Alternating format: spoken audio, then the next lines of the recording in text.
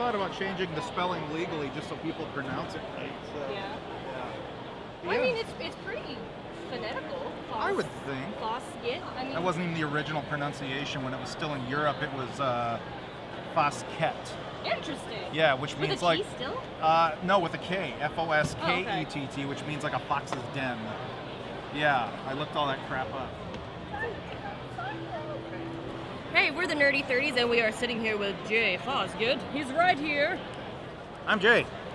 Hold on. Hi. Oh, hi, I'm Jay. Oh, that's Jay right there. Yeah. And this is Travis. Yeah, you know me, because I'm Travis. And I'm Erin. So Jay is actually a comic book creator. Will you tell us about your job? Yeah, I work for Marvel Comics. I've done a lot of covers for them. I've done some interiors for them. I'm currently working on Not Brand Eck, which is their ongoing comedy comic since like the 60s. Uh-huh. I'm one of the artists on My Little Pony for IDW. I've got my own book, Bodie Troll, that's coming out from Boom in February. And I've done comics for just about every publisher, IDW, Boom, Image, Marvel. Haven't done DC yet, but I'll get them. I'll get them, no worries. I know you will. Yeah. I know you will. I'm coming for them. Watch out, DC. Yeah. Yeah. Yeah, that's all I got. Yeah. So tell me about Bodie Troll. Bodie's a fairy tale troll who wants to be big and scary, but he's too cute and cuddly, so no one takes him seriously. It's sort of an anachronistic fairy tale that I take seriously in the fairy tale sense, but there's things that allude to our world. Uh-huh. Like their big media outlet is a puppet stage where puppets beat the crap out of each other while regaling the daily happenings around the kingdom.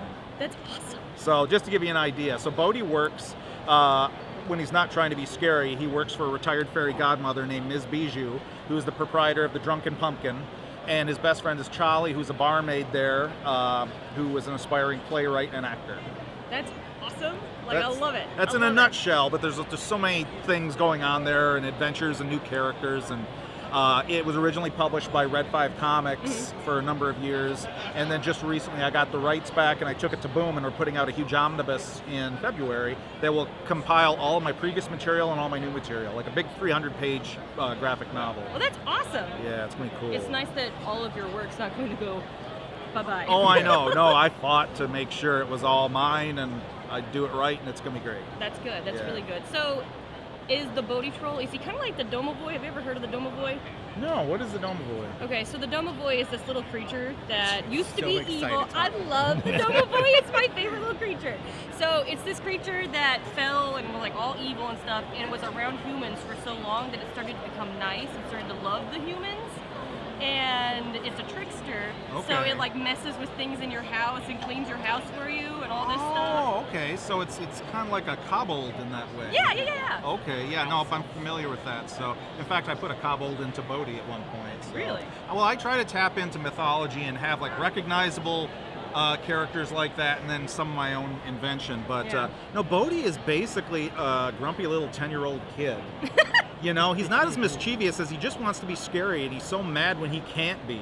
Yeah. So despite Sounds him, like me. I think it's a very relatable archetype. But, you know, he wants to be the villain of the fairy tale and ends up being the hero every time despite his best efforts. So his sabotages always turn out to fix everything. Yes, exactly. That's exactly like me. Try to sabotage people all the time. It works out in their favor. Can I start calling you Bodhi? Yeah. Please do. It's a I great- actually, someone's named their kid Bodhi based on Bodhi Troll. Someone else named their dog based on my character. So it's becoming more popular because of that. I'm gonna change my name to Bodhi. Please It's do. all going to be Bodhies. Instead of Heather's, it's going to be Bodhies. I like Bodhi. that. Bodhi number 1, Bodhi number 2. What are you doing, Mitch will be Bodhi number 3. Whole lot of Bodhies. Whole lot of Bodhies. So, I've noticed that all of your comics are always cute and creepy. That's actually, yeah. Were you looking at my blog? You by any know I chance? was. Okay, there you go. Stalks all of our guests. I'm a horror fan. I'm also a fan of animation, and I like that mix. I consider it like a Tim Burton kind of thing. Yeah. Or if you've read Scary Godmother or seen the works of Drew Roush or cartoonists like that, that's what I like. You know, a good mix of cute and creepy. And I think Bodhi probably leans heavier on the cute, but Yeah. there's so many monsters in there and fun, creepy details. I think when you really read the entire thing, you'll see that healthy mix of both. That's awesome. I hope. Yeah, thank you. Whenever I was stalking you online, I noticed that you actually have a Bodie puppet. Yes. Where is it? Okay, funny story. I usually bring it to conventions. It would be sat up right here with me. Yeah. But the one of my friends who I rode with, who shall remain nameless, griped about how much luggage I bring. So I'm like, fine, Bodie doesn't come, because Bodie gets his own luggage. But That is yeah, really I know, sad. because That's a friend. he's a big draw for people. And so Yeah. my friend James Voidle, who was a puppet builder for the Jim Henson Company, made him for me. I commissioned James 2 or 3 years ago to build me a Bodie for promotion. It's been awesome. Yeah. Like, Bodie's been to New York and Toronto and Chicago and Seattle. It's been amazing. So So he cool. travels with me everywhere, and yeah. That is amazing. And I absolutely love Jim Henson. Oh, and me the fact too. that you've done work with Jim Henson stuff Yeah. is awesome. The Labyrinth and Dark Crystal are like two of my favorite movies Oh, mine too. in the world. I actually contributed last November. Archaea put out a book of, it was called the Labyrinth Art Book. Uh-huh. And so I was one of the artists on that. And then in October this year, they're putting out, it's called, adult coloring books. Not that it's adult, but it's meant for, Right. high grade paper and things. And so I'm one of 3 artists working on that. Yeah. And then besides that, I'm in constant contact with the Henson Company, and they've had me do a lot of things. And there's more stuff in the pipeline, and yeah. So. That is cool. So if you've read up on me, you know about my history with Jim Henson? You know I do. Okay, Not all of it. Tell me your history, please. when I was 11 years old, like, I've wanted to work for Jim Henson since I was little, with Uh-huh. employing my cartooning somehow. Uh-huh. And so I wrote to him when I was 11, and he actually wrote me back That's awesome. and said, "Come see me, when after you get out of high school and you feel you're ready to come, and we'll talk about things. We're always looking for new talent and whatever." And I was ready to do that. That was my Yeah. goal. But he passed away when I was a freshman in high school. yeah, I cried when he So, died. oh gosh, yeah, that was my first celebrity. Really tore me apart when Yeah, that happened. it was me too. But yeah, so Jim's been my lifelong hero and mentor, and oh gosh, it's complicated. But so I had that letter for years and somehow mislaid it, which broke my heart. Yeah. And I was in the middle of a divorce going on 4 or 5 years ago. And out of the blue, my life is in a shambles. Bodie was just coming out, and so I was being torn apart. I was like, what's Right. happening? And I get this email from a woman named Karen Falk, and she goes, "You don't know me, I'm the archivist for the Jim Henson Company. We found your letter that you sent Jim when you were 11 years old, and he saved a copy of his response to you in his files." Oh, that's awesome. And she was like, I was curious if you grew up, because Jim was really supportive of your art, and I was curious if you grew up to be a cartoonist, and I Googled you, and oh my gosh, you did. Yeah. And so proud of you and everything, and please come and visit us if you ever come to New York. We just think this is amazing, and here's a scan of your letter and Jim's letter. And so I'm just like, You never lost it. no, I mean, I it was the most amazing thing that ever happened to me at the time I needed it most. And I'm not like religious or anything, but spiritually I felt like, wow, Jim's kind of looking out for me through all this. So Jim has a heavy hand in everything I create, particularly Yeah. Bodie. So. Well, he actually reminds me of a Labyrinth character. Oh, totally. Ludo. He reminds me of Yes. Oh my God, there's a heavy Ludo vibe in him. Mhm. And you're going to see other monsters that you could probably draw connections to with Labyrinth. Ludo. Oh, it's so cool. I hope the helping hands are in there. What? I hope the helping hands are in there. Those are my Jesus. favorite. Oh, those are the down. greatest. Yeah. Oh my God, were those brilliant or what? So, but yeah, no, heavy Henson connection there. In fact, in the new Bodie book, I created a character that is a big homage to Jim himself. So, Who's that character? I call him Jay Fosgitt, which is a play off of my name, because Jota is the Spanish way of saying the letter J. So it's a play off of my name, but it was always meant to be Jim. So he's like the Shakespeare type playwright in the book. That's so cool. you'll get to meet him, and he has all these Muppety characters that hang around him too. Yeah. So yeah. So was the Henson Company your first job? Like, No. did they bring you in? No, it was very indirect. Okay. Like, my first time actually working for the Henson Company, even, it was still working for them, was Yeah. I was one of the writers and artists on the Sesame Street comic book about... I have that. Snuffleupagus on the front? Yes. I have it. That was my first time really working for the company, and then since then working on Labyrinth and whatever, and being in constant contact with Karen Falk, who recommended me for the Labyrinth book. The Henson Company asked for me personally to work on that book, so I was just honored. So it's been sort of progress of doing things with them. One of the things his brother actually is making his own comic. How difficult is it for somebody that is starting making their first comic to get into the business and like the publishing house, the big houses? If you want to get into the big house, it's tricky. If you want to start off doing something independent, it's a breeze. It's a simple matter of paying a printing fee, creating a stack of books, and setting up at a convention. Yeah. But if you want the attention of the majors, depending. Okay, like in my case, when I wanted to get Dead Duck out there the first time in 2009, I had a small amount of stories I'd created. I made good printouts, put it in a portfolio, took it around to Wizard World Chicago when they still had publishers there, and met with anyone who'd give me 2 seconds of their time and grabbed the attention of Ape Entertainment, and that's how that happened. With Bodie, it was the same situation, except I only had 3 completed pages. I had to hire a colorist to color a few of them. There was a friend of mine. Took him to San Diego, met Red 5, and just like that. That's awesome. They said, yeah, we're interested. And within a month, we had things going. Yeah. But the problem was, they said, well, how much advance time do you want? I said, it'd be great if I could have a year's lead time to do all this. And they said, really? We want it in a couple months. So I didn't have all the mythology worked out. Like, it was loosely in my head, but I didn't know what point A to point B was yet. Right. So Scramble time. Yeah, but the story and the characters kind of unveiled themselves to me. As I started putting them in situations, I found out who Charlie was, his best friend, and what Bodie really wanted besides to be scary. And it's been amazing. It's like the characters almost write themselves, and that sounds cliche, but that's what it feels like. No, I'm a writer too, and that completely happens. Yeah. It really does. I think so. I've heard other people say that too. I'm sure Ellie would tell you the same thing. So, yeah. Absolutely. Is Bodie imaginary? No, but that's a great question. In this world, I mean, it's a fairy tale world. Yeah. There is no imaginary, because it's all possible. So, I have done comics in the past where that was the gag. It's like they believe in this character, but it's like Calvin and Hobbes. But no, with Bodie, he's real. And people, one of the questions I get is he a kid, and is he going to grow up? Yeah. His personality is a 10-year-old, a bratty little 10-year-old who's really impatient and really scatterbrained. So he's me. Yeah. But he is as full grown as he's ever going to get. He's a runt. But he does go through a change in this new book.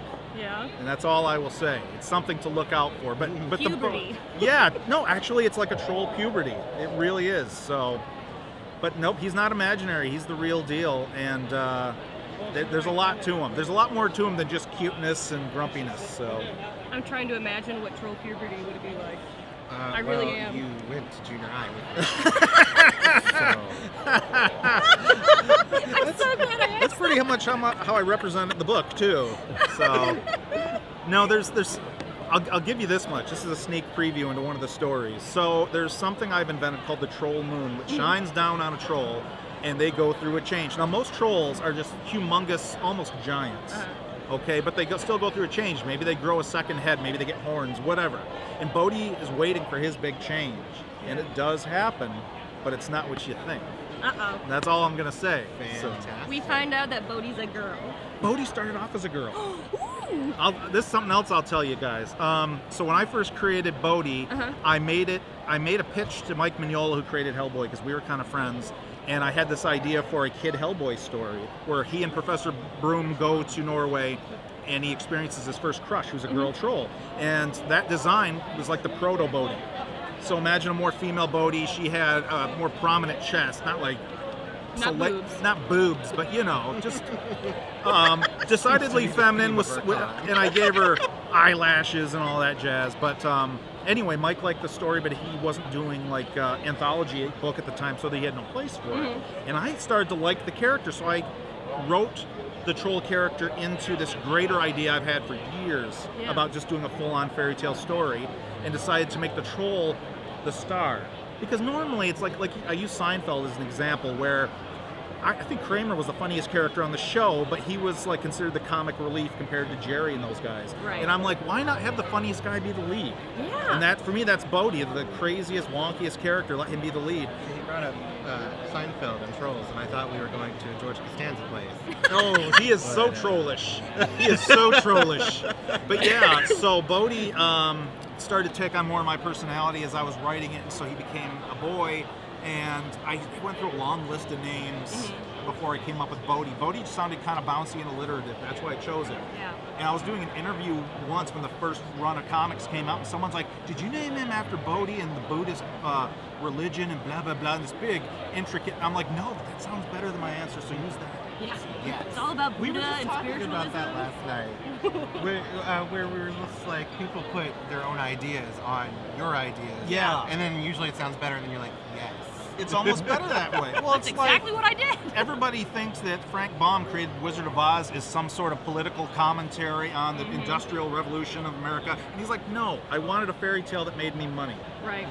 That was it. And I love the Wizard of Oz, but that's the solid truth of it. Right. And same with Bodhi. It's like I wasn't trying to be deep. I just wanted a fun name. At one point, he was almost Henny after Jim Henson. Oh. It was that close to being Henny, and then Bodhi happened. I like Bodhi. And I yeah. think Bodhi suits him. Bodhi seems to be a really good, it's probably the best name I came up with for a character. And his best friend Charlie, her name came from my childhood nickname that my grandpa gave me. Yeah. So I thought, you know, you never hear of that name, let alone a girl being called that. So Yeah. that's why I used that. That's cool. Thank you. So I'm noticing that you're using a lot of names that you know and something that you were actually called. Do you actually pull from your own experiences? Is this you as a little 10-year-old? That's me now. It's you now? That's me now. I mean, So what were you Bodhi's, like as a 10-year-old? it's pretty much just, I haven't changed since I was 10 physically. Other than that, I'm still the same goofball I was 10, reading comic books and not doing adult things if I can avoid it. Absolutely. You know? It's I just do absolutely- enough. Okay, I covered rent. Great. Now I'm going to go buy Funko Pops. Yeah! That's my life story. So, That's what the Nerdy 30s is all about. oh, good. Well, We are all about adults being kids. good. I fit in well with you guys then, because that's one of my big vices these days. Ever since I had Bodhi built, is if I save up a stockpile of money, I'm like, hey James, I want another puppet. Yeah. Here's a design. Please make it happen. And it's so I've got a collection of like half a dozen puppets I've designed that he's built. Yeah. And he actually, I sent him Bodhi recently to put new stitches in and Yeah. you know, freshen up the puppet a bit. And he worked on it at the Jim Henson studio, which I lost my mind. He sent me a couple photos of it from the studio. I'm I like, would have lost my mind oh too. my god, my creation's at the Henson Company. God. So yeah, greatest thing ever. I'm going to tell you something, and this is very, very serious. We went in Atlanta, Georgia. There was a Jim Henson exhibit going on. I walked in. I went through. We paid. We got our tickets. I went through and I looked up, and Big Bird was standing right there, Oh, yeah. and I lost it. Yeah. I bawled my head It's off. epic to see that, isn't it? It is. It's like my childhood friend is standing in front of me. There's no one in there, but he's so awesome. Oh, I'm with you 100% on that. I saw a traveling Henson exhibit. It's because I'm from Michigan, and one came pretty close to me, so I got to visit it. I went there twice, you know, to take everything in. Yeah. They had original Gartham from the Dark Crystal, and I saw that too. Junior It might have been the same Gord. one. It's probably, well, they have a lot of the same characters they shuttle around to the different exhibits. Right. And the really crazy thing is I eventually got to visit the Jim Henson Company because of Karen Falk, and I got my picture taken with Snuffleupagus. And you're not supposed to know this, but you know, it's basically a costume puppet. Right. And they have it hanging from chains from the ceiling, so it's like a Clive Barker thing almost. So they're like, you can take a picture, just don't show the chains. Because it looks like some weird sadomasochistic thing. I would want pictures with the chain. Yeah. You would. You would. You'd be like, this is what Snuffleupagus I'm does gonna in his write spare some fan time. fiction about that. And I got my picture taken with Cookie Monster, which was also super awesome. That is amazing. And they had like walls of puppets there. It was Yeah. just, as you might imagine. Yes. So yeah, that was like Mecca for me. It's never gonna get better than that. Yeah, we actually went to a puppet show that actually had a lot of the Jim Henson puppets in it. Really? It wasn't the original puppets. These were like new ones that the Jim Henson Company made. And we're like looking around. It's all these families with a bunch of kids, and it's just Mitch and I sitting in there like we're adults. That's odd. Where was it? What It was in Atlanta, Was Atlanta, it- Georgia. So it was with the Henson puppets in it? Was it Puppet Up? That's That's their improv puppet show. That is. That's what it Oh was. my god, I want to attend Puppet Up so bad, It but they was awesome. never come out to Michigan. So. Yeah, it was awesome. They did guys this. are lucky. They did this almost like shadow creatures. Yeah. It was the coolest thing I've ever seen in my life. It's like a line for Oh yeah, you got a line forming around you. That's a good problem to have. Yeah, it is a good problem to Yeah. have. But thank you so much for No, it was interviewing awesome with talking us. with you It guys. was awesome talking with you. All right, you guys are my go-to pod buddies now, so Yeah. That's keep right. in touch. I'll give you guys all the scoops whenever things are happening. That would be so. amazing. Please do. Yeah, All well, we're the Facebook scoops. friends now. All the Yeah. scoops, like an ice cream parlor. All the scoops. Make sure it's just vanilla. It is, with a little bit of chocolate, because I like chocolate. But Just there'll be swirl something. it. Swirl it. you Swirl it know. together. All right. Swirl. All right. Well, this has been the Nerdy 30s, and thanks for tuning in. Yeah. And check out Jay Fosgitt's good stuff, please. I said faucet for a second. Did you hear that? It's a variation on the name. A lot of people say Foz, whatever. It's all good. It's all good. You hear that? Don't make fun of me. All right. Bye, guys.